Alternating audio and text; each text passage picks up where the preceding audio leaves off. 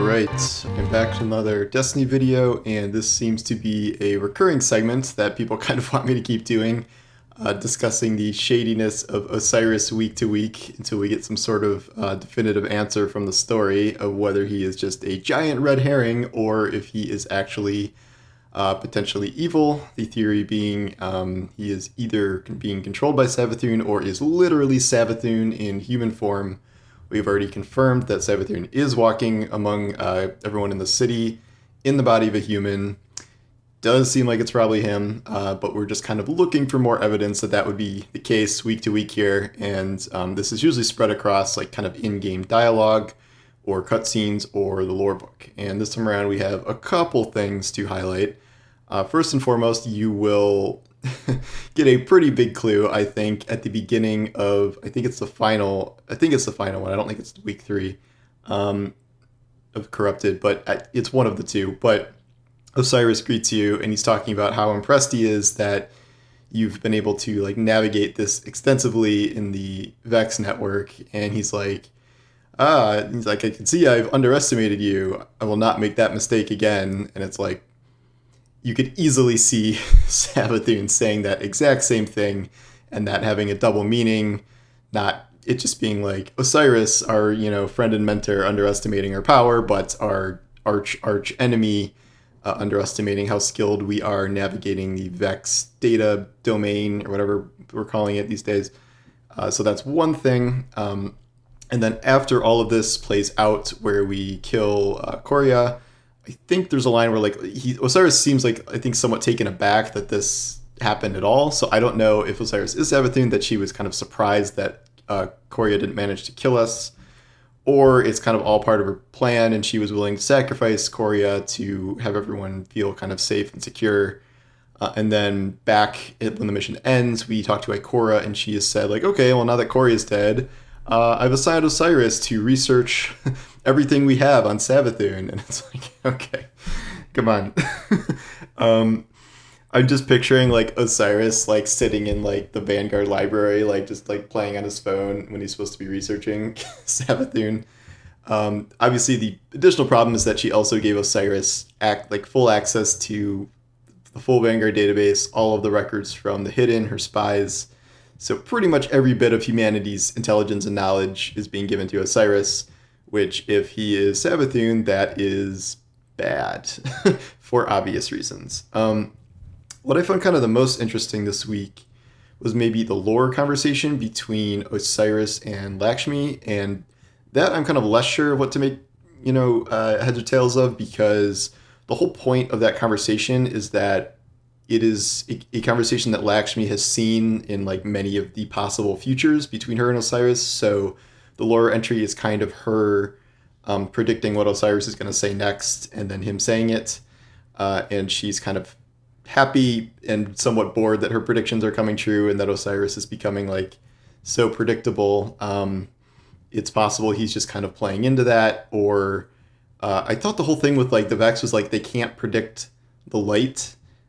So that's why Guardians are paracausal, and theoretically this is why the game is called Destiny, because we are able to make our own destiny free of kind of preordained futures. But Osiris, having lost his light, maybe is more predictable now.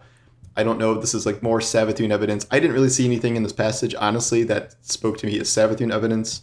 I did see a lot of things in this passage that spoke to me as this season's story is not being over, which I kind of talked about yesterday.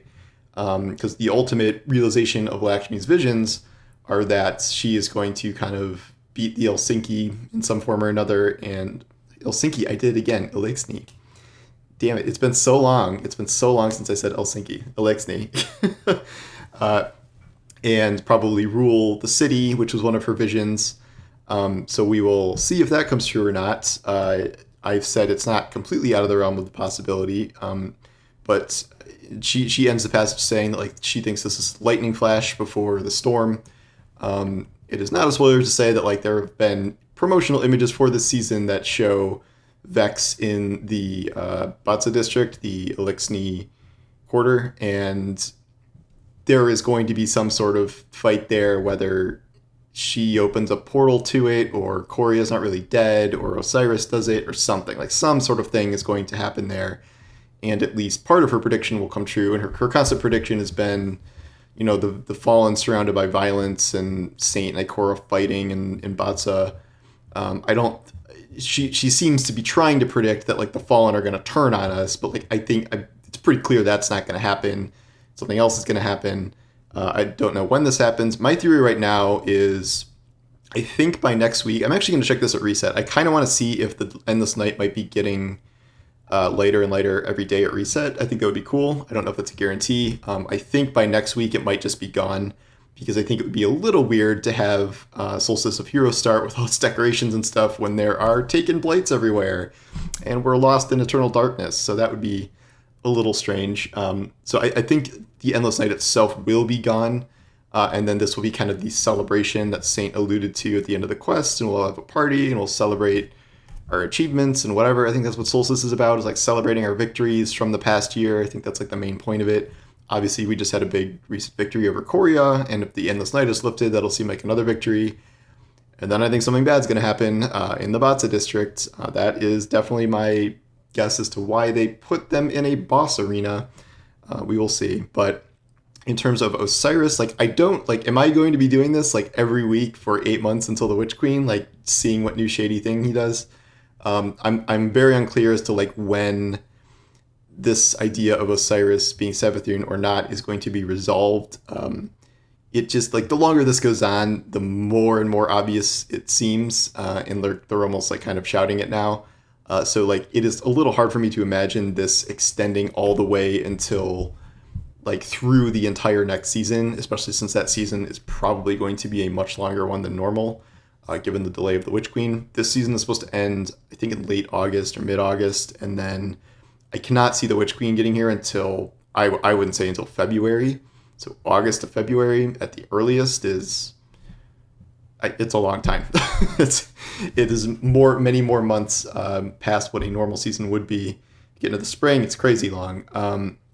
So I guess we'll see. I don't know anything about what potentially next season is going to be about. My prediction for a while has been something about the Dreaming City and Mara returning and lifting the Dreaming City curse, because that is directly tied to Savathun. And they've been hinting at Mara's return for a while, but I don't know anything about that. And I don't know. I get the feeling that Osiris still might be around in like shady Savathun potential form for a while past the end of the season. That's just kind of the impression I'm getting. Maybe there will be some big reveal at the end of the season, but I don't know. I'm kind of leaning toward maybe they're not being that, and that may take place sometime during the next season. But I guess we'll see. So that was the evidence. I can add to the giant, massive list of evidence that has been growing for Osiris. I thought about making like a video where it's like, who are the alternate suspects of who could be Savathun? And it's like really old theories like Eris, which hasn't really made any sense for a long time. And like meme theories like Eva Levante, which no. And then like things based on like a single line of dialogue where like Savathun says she's walking around the city in broken legs, and then Kroos says he broke his legs during the hunt against that thing in the Ascendant Realm like 2 seasons ago. I don't think that means anything. Guardians get injured all the time, and then they come back to life and they don't have injuries anymore, so she wouldn't continually be walking around on broken legs. I think that was a metaphor, or her just saying that like humanity is frail, especially without the light. So I don't think that's related to Crow. And there, I just did the whole video because I don't really think there are any plausible alternative theories. This is why I'm leaning so heavily on the Osiris thing, because there's such a narrow pool of suspects. Like, I don't think she could be possessing anyone that has light. I don't think she could be possessing an exo based on that excerpt that shows her like vomiting and talking about her coil of flesh and blah, blah, blah. Like, so that rules out like her being, I think she's influencing Lakshmi certainly, but I think that rules out her being one of the many exos that are around. And like, so who does it leave? Hawthorne, like Amanda Holiday, like there's not that many lateless humans there, and certainly not with all the massive pile of clues that we've gotten leading to Osiris. I'm not going to be like disappointed if it's Osiris, even if I think it's obvious at this point. Like, I think it makes the most logical sense, and I think this has been well set up from the beginning for many seasons now, if this has in fact been going on since Segura's death. I think that's kind of a masterful bit of storytelling, even if this does turn out that I've like figured it out or whatever. And I know I'm not the first person to ever come up with that theory, but I probably do talk about it the most. Anyway, so that's where we are this week. I'm sure I will be able to make another video next week. Well, maybe not, because we might stop getting as many story elements. I feel like we're going to take a few weeks off from the story. I know we're not done with it, but I don't think that there would be any giant, big, disastrous thing that happens next week. I think they would probably wait a little bit. And then, as everyone pointed out, we have the epilogue, which takes place in early August, before, like a couple of weeks before the season ends. Actually, I think 2 weeks before the season ends. So that's going to be something. I'm not going to get super hyped about that, considering like the closing games or the closing ceremony of Guardian Games was like talking to Zavala. So like just because something's on the roadmap does not mean I'm like definitely going to give a lot of weight to it after that. But we'll see. I know there is more to come to some extent. So I'm looking forward to seeing that play out. So that's all I got for now. And I'll see you guys next time. Take care.